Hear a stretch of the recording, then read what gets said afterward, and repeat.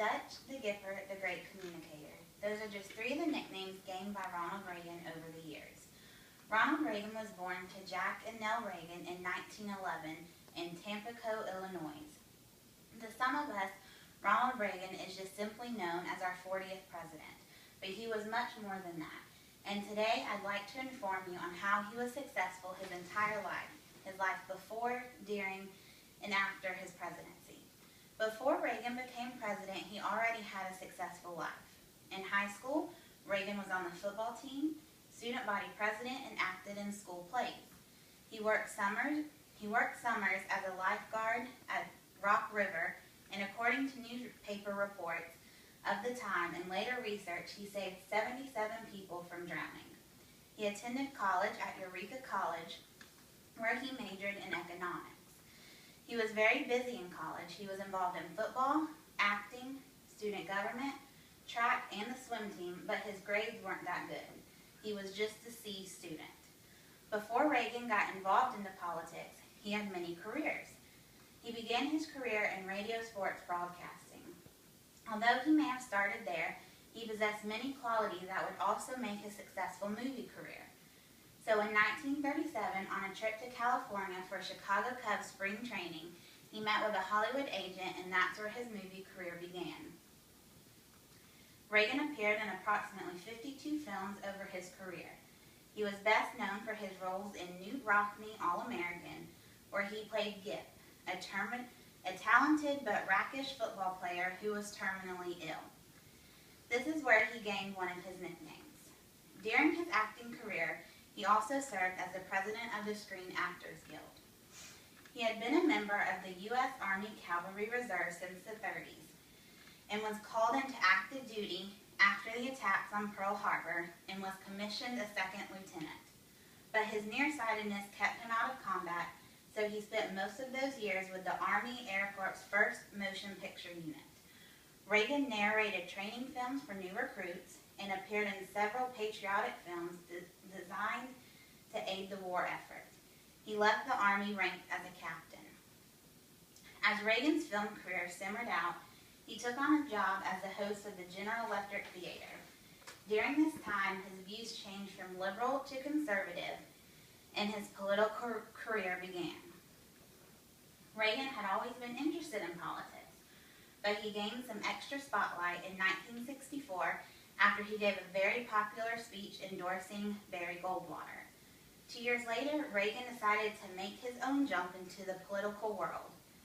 In his first race for political office, he won and became the governor of the Golden State of California. And finally, in 1980, he got the Republican bid and went on to win the presidency. A CNN opinion research poll done in 2011 gave him the 3rd highest approval rating among presidents of the past 50 years. Reagan and his wife Nancy ushered in a new era to the White House, a glamour and Hollywood feel to the nation. During his inauguration speech, he said one of his most famous lines, stating that, "In this present crisis, government is not the solution to our problems. Government is the problem." Reagan served as president from 1981 to 1989. No day as a commander-in-chief is ever easy. And March 30th of 1981 proved that for Reagan. He was leaving the Hilton Hotel and shots rang out. The final shot hit Reagan's limo and then ricocheted into the president's chest. But as we know today, he made a full recovery and was back to work weeks later. Reagan was passionate about what he believed in.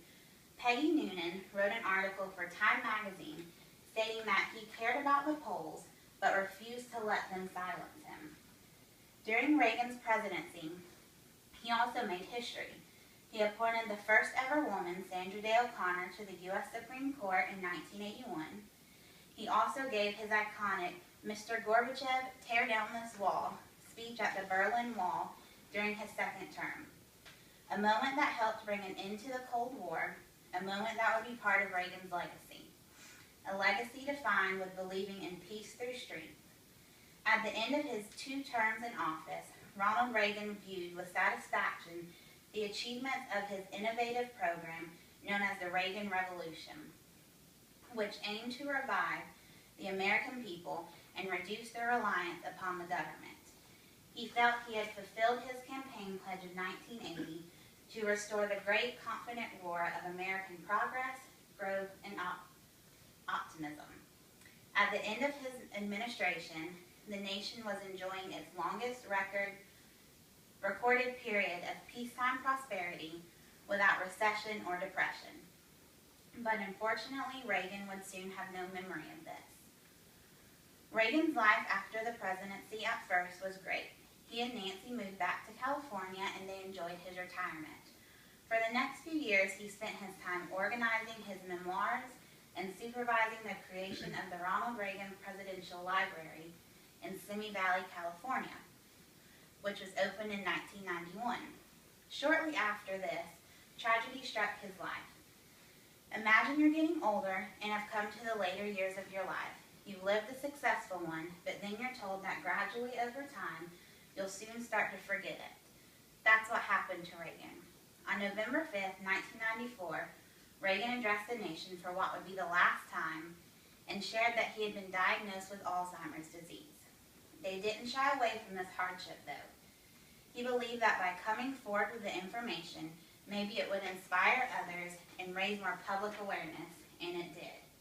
The honesty and courage with which he and Nancy faced this ordeal raised public awareness and inspired an avalanche of contributions to organizations dedicated to finding the cause of and a cure for the disease.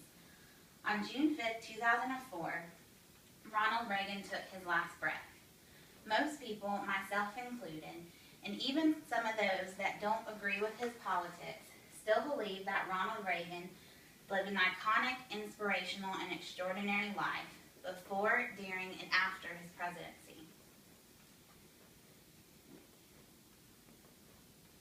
And he left a legacy that we still talk about today and strive for today.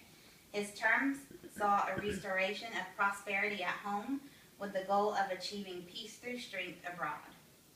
Reagan may still just be known to you as a 40th president, but I hope during the past few minutes you have learned something about Reagan that you hadn't known before.